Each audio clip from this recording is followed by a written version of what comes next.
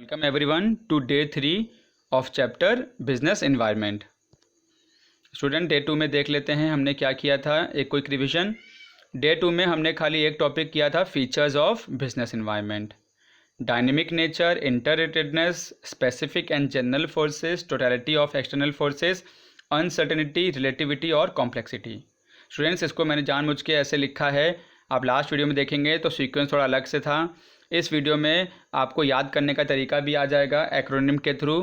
आप देख सकते हैं स्मार्टली आप इसको कैसे याद रखेंगे। इसको आप याद रख सकते हैं डिस्टर्ब सी के नाम से। अब डिस्टर्ब सी को याद रखने का एक और तरीका है, हम जानते हैं बिजनेस एनवायरनमेंट कैसा है, हमेशा चेंज होता रहता है, यानी कि हमेशा डिस्टर्ब करता रहता है चेंज हो के। तो याद करने का तरीका डिस्टर्ब सी, डिस्टर्ब सी।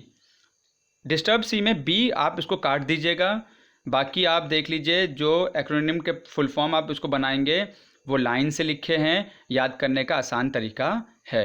ठीक है, आई होप आप इसको अच्छे से याद कर सकते हैं। आज बढ़ते हैं, हम लोग का टॉपिक क्या है, आज टॉपिक है इम्पोर्टेंस और significance of business environment.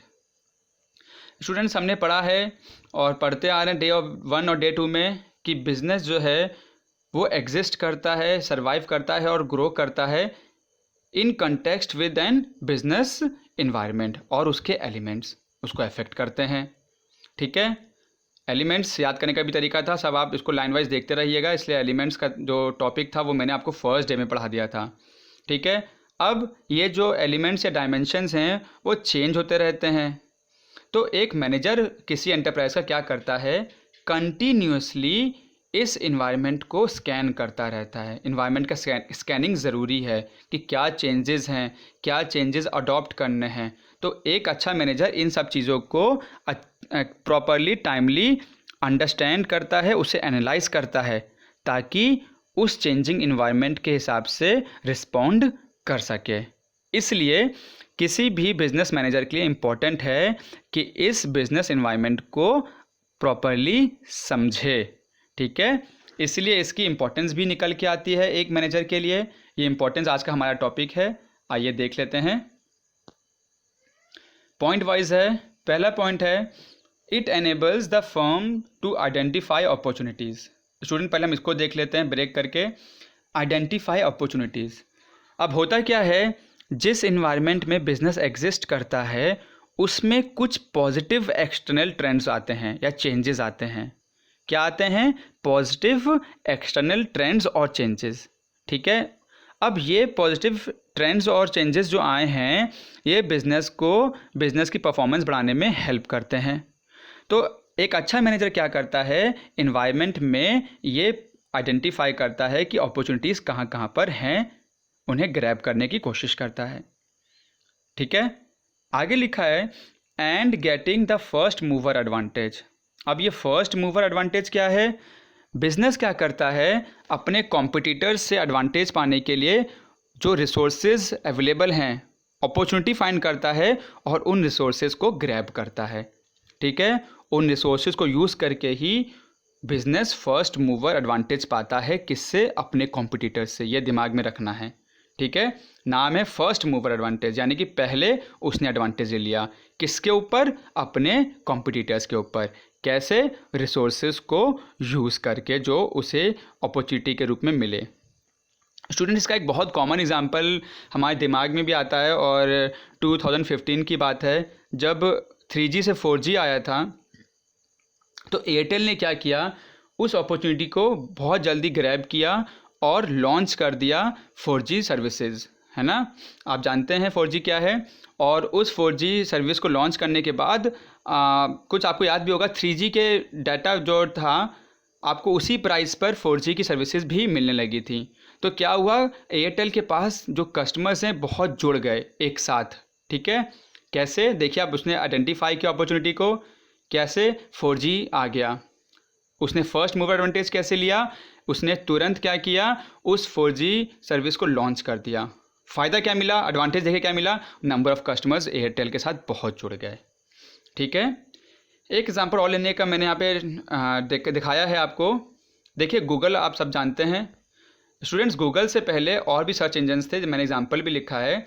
There were search engines such as Yahoo and Infoseek. Students इसमें क्या था, इन सर्च इंजन को जब हम यूज़ करते थे तो उसमें जो पहले से फिक्स्ड था सर्च करने के लिए, हम उसी ऑप्शन को यूज़ कर सकते थे। लेकिन गूगल ने क्या किया, अपने सर्च इंजन को मैंने हाईलाइट कर दिया, वर्ड कस्टमाइज़ कर दिया। देखिए उस रिसोर्स को कैसे यूज़ किया। आप जानते हैं कि आप गूगल पे कुछ भी टाइप कर लीजिए एक साथ, गूगल उसको आपके हिसाब से, आपकी रिक्वायरमेंट के हिसाब से सर्च कर देता है। यानी कि आप कस्टमाइज तरीके से गूगल सर्च इंजन पे चीज़ें कर सकते हैं। तो इससे क्या हुआ, जो आपका काम करने का जो है या गूगल जो फाइंड करके देता है वो इफेक्टिवली एंड एफिशिएंटली आपको हेल्प करता है।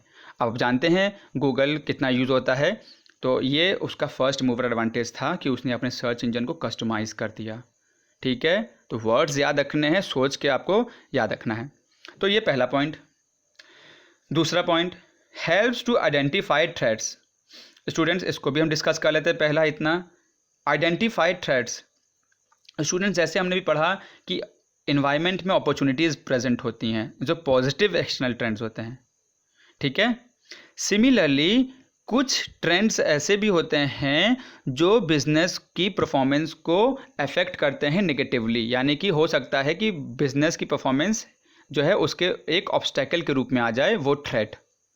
तो जैसे कोई बिजनेस, फर्स्ट पॉइंट में हमने पढ़ा, आइडेंटिफाई करता है अपॉर्चुनिटीज़, सिमिलरली वो बिजनेस थ्रेट्स को भी जो है स्टडी करता है कि कहाँ कहाँ से ऐसे ट्रेंड्स हैं जो हमारे बिजनेस को नेगेटिवली अफेक्ट कर सकते हैं।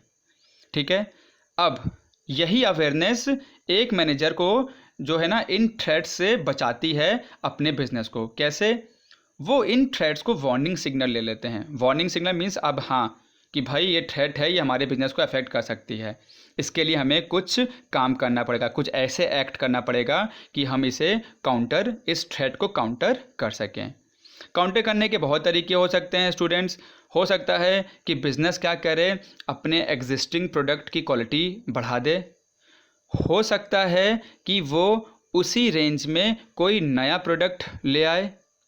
हो सकता है कि वो एडवर्टाइजिंग जो है बढ़ा दे ताकि लोग उसको ज़्यादा से ज़्यादा देखें और उसको ख़रीदना स्टार्ट करें। तो ये कुछ तरीके हो सकते हैं उस थ्रेट को फेस करने के लिए।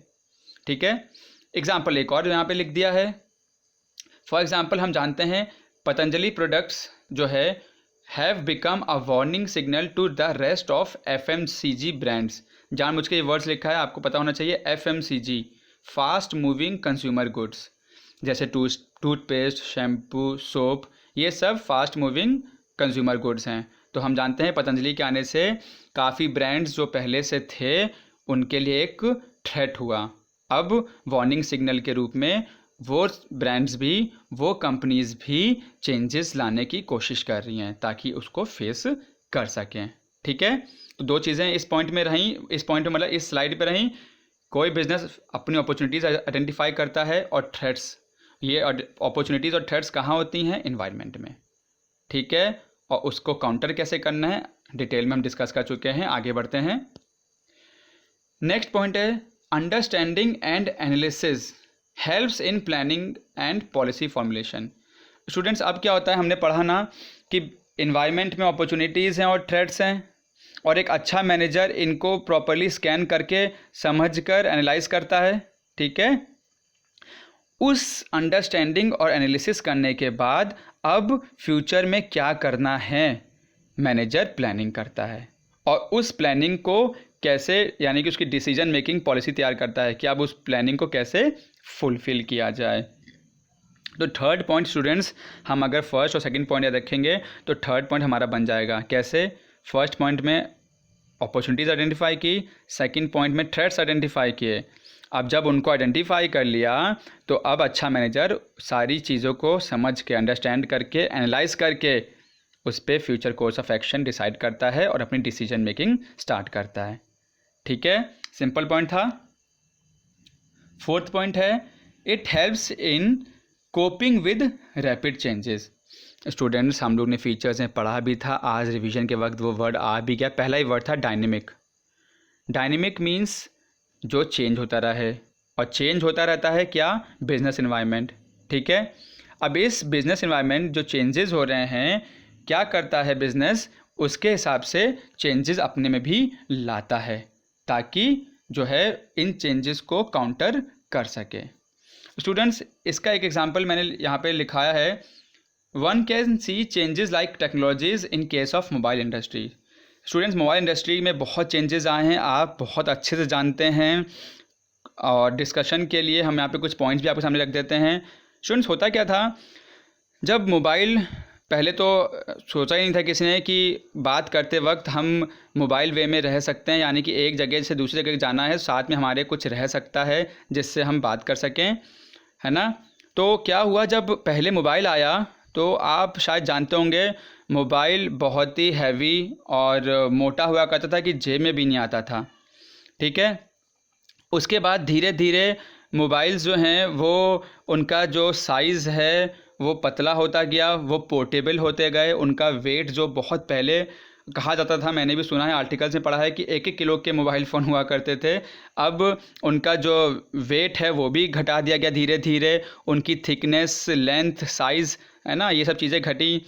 फिर धीरे धीरे करके उनका जो प्राइस था बहुत एक्सपेंसिव हुआ करते थे, प्राइस में भी उनके कमी आई। उसके बाद धीरे धीरे उनका जो क्या कहते हैं बैटरी बैकअप, ये सब रिलेटेड चीज़ें भी आई। फिर जीएसएम मोबाइल, आप ये सब चीज़ें सुनते होंगे, जीएसएम फ़ोन भी आए, इन सब का भी चेंजेस आया।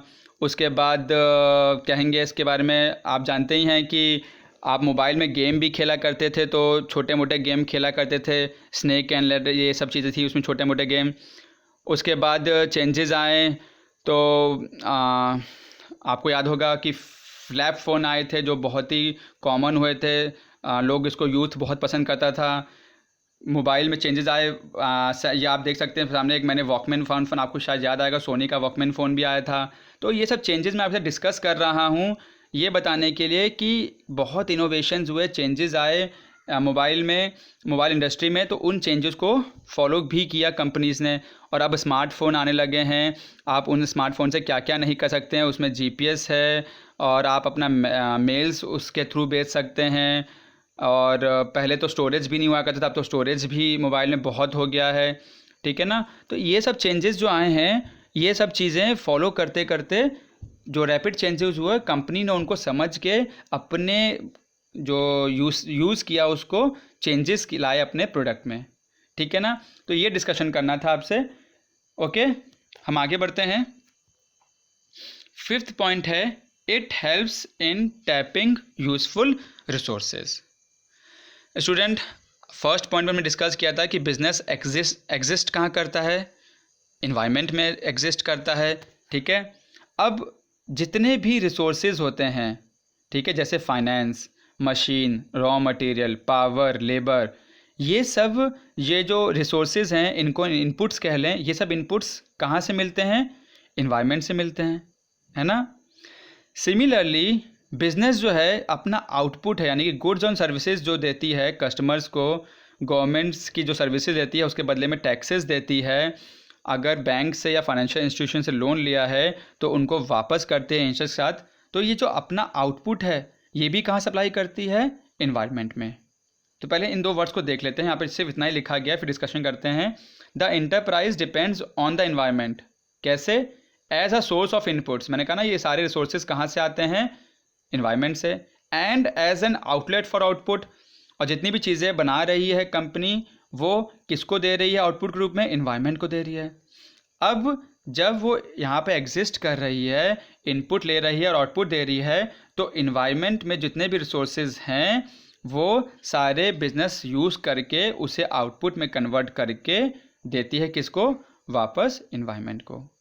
इसीलिए इसकी अंडरस्टैंडिंग के लिए देखो दोनों चीज़ें हैं, सोर्स ऑफ इनपुट, इसकी अंडरस्टैंडिंग भी इम्पॉर्टेंट है, और कैसे आउटपुट प्रोवाइड करना है इन्वायरमेंट को, इसकी अंडरस्टैंडिंग भी बिजनेस के लिए बहुत इंपॉर्टेंट है।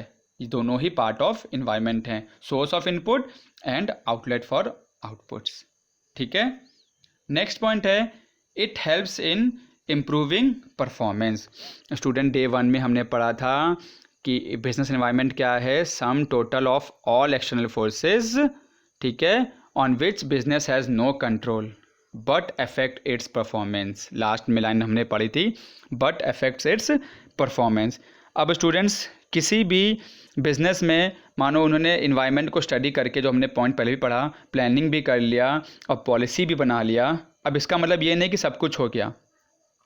इसके बाद किसी भी बिजनेस को इन्वायरमेंट को कंटिन्यूसली स्कैन करना चाहिए, मॉनिटर करना चाहिए, यानी कि जो जो चेंजेस आते रहेंगे उनको कंटिन्यूसली स्कैन करके, अंडरस्टैंड करके, एनालाइज करके अडॉप्ट करते रहना चाहिए, फॉलो करते रहना चाहिए, ताकि बिजनेस की परफॉर्मेंस जो है वो हमेशा इम्प्रूव करती रहे। यहाँ पे एक एग्जांपल भी लिया है एप्पल आईफोन का। स्टूडेंट्स, हम जानते हैं कि एप्पल आईफोन जो है लोगों की क्या नीड्स है, अंडरस्टैंडिंग बहुत अच्छी, स्कैनिंग बहुत अच्छी करती है इन्वायरमेंट की, उसके हिसाब से अपने प्रोडक्ट्स में इनोवेशन लाती रहती है, और वो इनोवेशन हम जानते भी हैं लोगों को पसंद आते हैं, है ना, राइट और नो। इससे क्या होता है, लगातार वो कंपनी बहुत अच्छा करती जा रही है। तो ये आज का टॉपिक था हमारा। टाइम है टेस्ट योरसेल्फ का। आज आपके लिए एक ही क्वेश्चन है, इसको ध्यान से देखिएगा। With the introduction of mineral water bottle in India, Bisleri was able to capture the big market share in India. Which importance of business environment is highlighted in above case? MCQ है, इन चारों में से आपको correct answer tick करना है। पहला है helps in tapping resources, helps in policy making, improve performance, या लास्ट है help to identify opportunity and getting first mover advantage. इसको अपने कॉपी में डे वाइज लिख लीजिएगा, ठीक है स्टूडेंट्स। हमारा नेक्स्ट वीडियो जो होगा वो इकोनॉमिक रिफॉर्म्स, जो LPG का कॉन्सेप्ट है उस पर होगा। आप तब तक इस टॉपिक को जहाँ हमने पढ़ा है अच्छे से करिए। Okay, thank you, God bless you.